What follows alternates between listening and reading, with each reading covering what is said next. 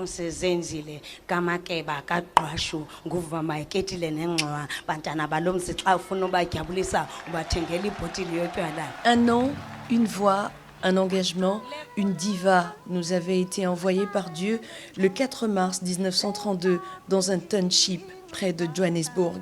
Zenzile Makeba Kwashu Gunkama, fille d'un instituteur Xhosa et d'une Swazi, apprend très vite à se prendre en charge et à s'occuper de la fratrie.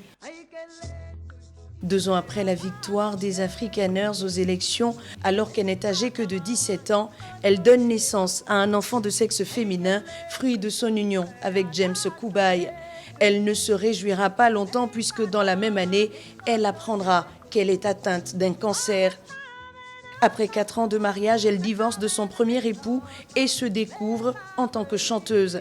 Alliant petit métier et musique, elle parvient à intégrer les Cuban Brothers, puis le groupe Manhattan Brothers en tant que choriste, puis chanteuse principale. Et ce sont les sociétaires de ce groupe qui lui donnent d'ailleurs son nom de scène, Myriam.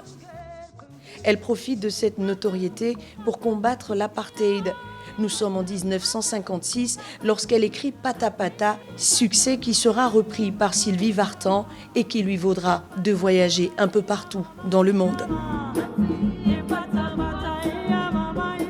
En 1959, elle est contrainte à un exil qui dure 31 ans.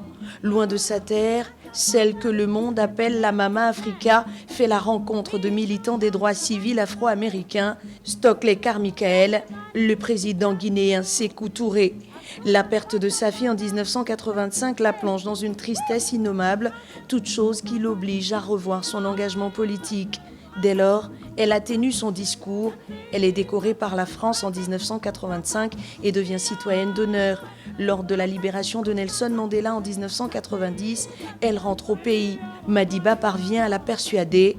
En 1992, elle tourne dans le film Sarafina qui raconte les émeutes de Soweto.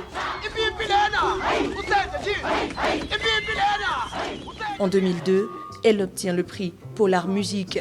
En 1999, elle est nommée ambassadrice de bonne volonté des Nations Unies. Ses textes, de véritables hymnes à la paix et à l'amour, résonnent encore.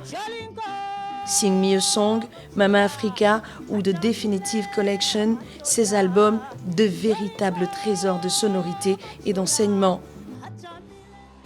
En 2005, elle met un terme à sa carrière, mais son combat reste le même. Chacun a droit à la vie, quelle que soit sa couleur.